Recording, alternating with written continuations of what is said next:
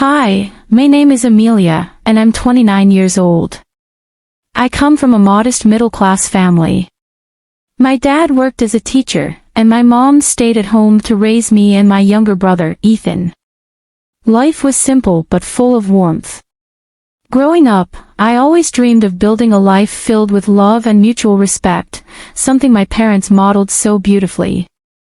Fast forward to today, I work as a graphic designer for a marketing agency. I live in a cozy apartment in a bustling city. I've been dating someone special, Liam, for 3 years now. He's kind, ambitious, and supportive, or so I thought.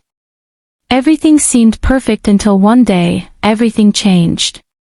It all started on a Sunday afternoon. Liam and I had planned to spend the day together, something we hadn't done in a while due to our busy schedules. We decided to grab lunch at a small cafe downtown.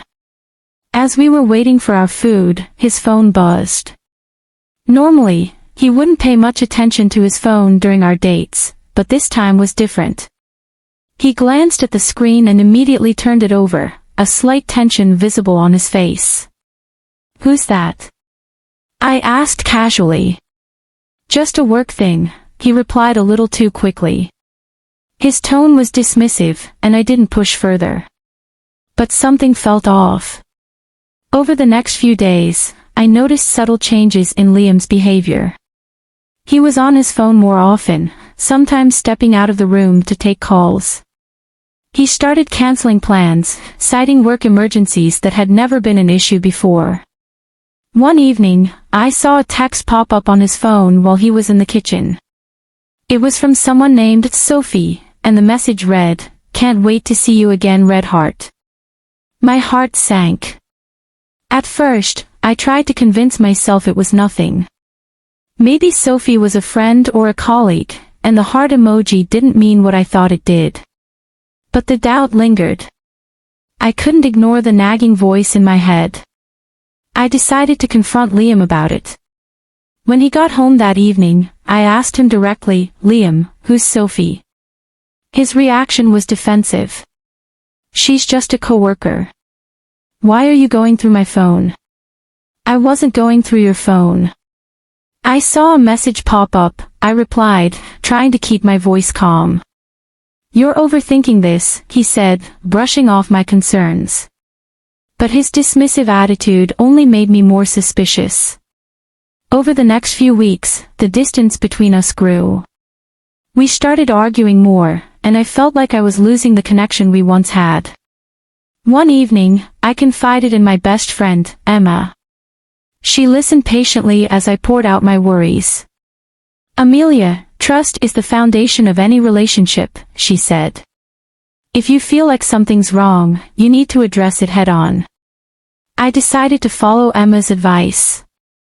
A week later, I asked Liam if we could have an honest conversation. "I feel like there's a wall between us," I said. "If there's something going on, I'd rather you tell me than let me sit here wondering." To my surprise, Liam opened up, but not in the way I expected. He admitted that he'd been talking to Sophie, a coworker, outside of work hours. "It's nothing serious," he insisted. "She's just going through a tough time, and I've been trying to help her." I wanted to believe him, but his words didn't fully ease my doubts. The uncertainty weighed heavily on me. Then, one day, I accidentally stumbled upon something that deepened my fears.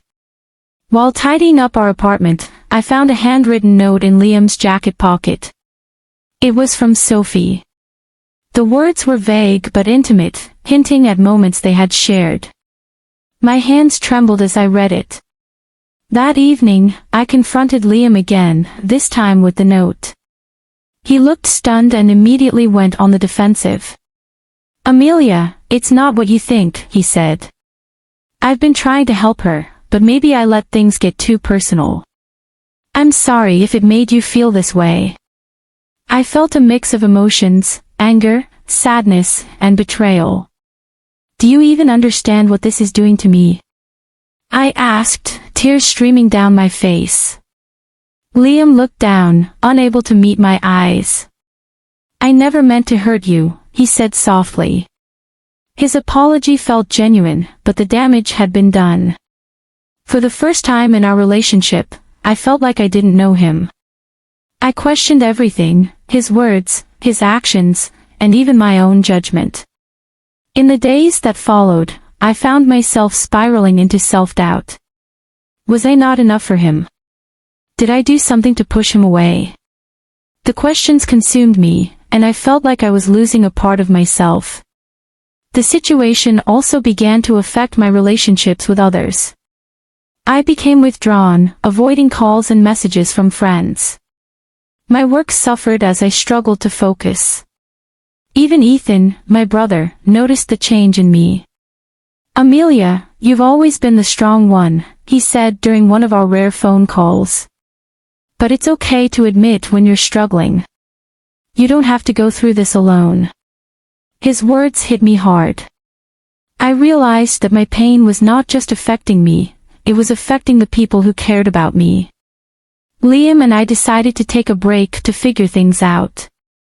During this time, I started focusing on myself, something I hadn't done in a long time. I went to therapy, started journaling, and even picked up yoga.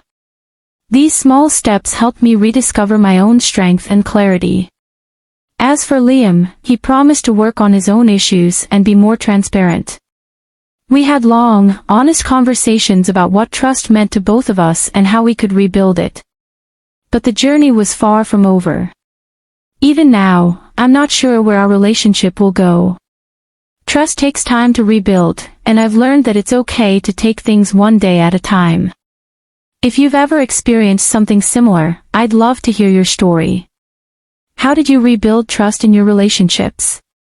Let's create a space where we can learn and grow together. Don't forget to like this video, subscribe to the channel, and share it with someone who might find it helpful. And if you're looking to improve your English speaking skills, try narrating this story out loud. It's a great way to practice.